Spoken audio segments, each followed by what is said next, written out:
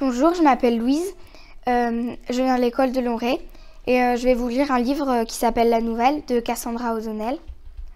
En fait, c'est l'histoire d'une réfugiée de Syrie qui arrive dans un collège en France, mais elle ne se fait pas trop accepter par les autres enfants, à part par un élève qui s'appelle Gabriel, donc ils deviennent amis.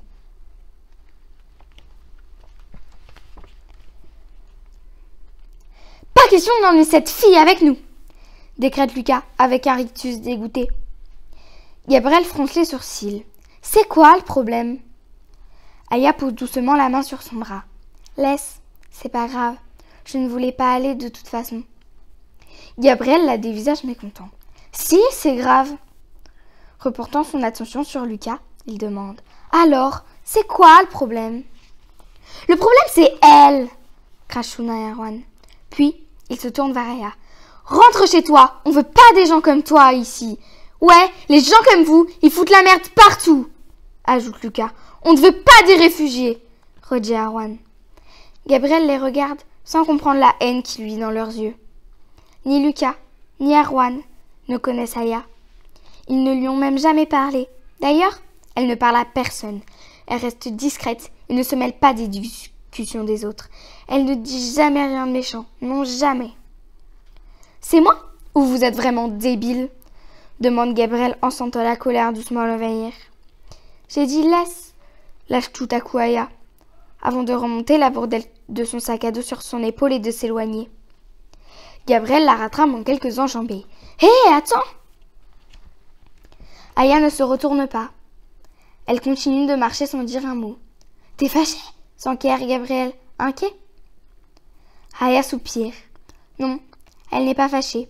Elle n'a simplement pas envie de lui expliquer qu'elle peut se défendre seule.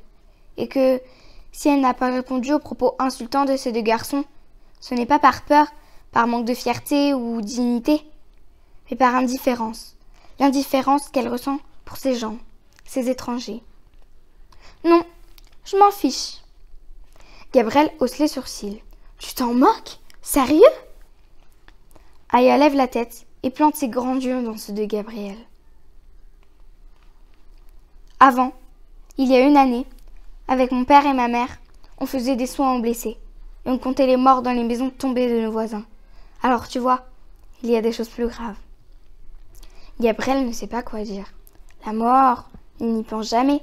Enfin, bien sûr, il sait que ça existe et que c'est le genre de chose qui peut arriver quand on est vieux, comme grand-mère, mais ça reste abstrait, lointain. Il inspire profondément et pose la question qu'il s'était toujours retenu de lui poser jusqu'à présent. C'était comment, là-bas? Aya détourne les yeux. Elle ignore comment décrire le bruit des obus qui s'écrasent sur les immeubles, les façades éventrées, la vie soudain interrompue, un plat chaud sur la table, les pots à épices bien alignés, les photos des enfants encore accrochés au mur. C'était la guerre, finit-elle par répondre.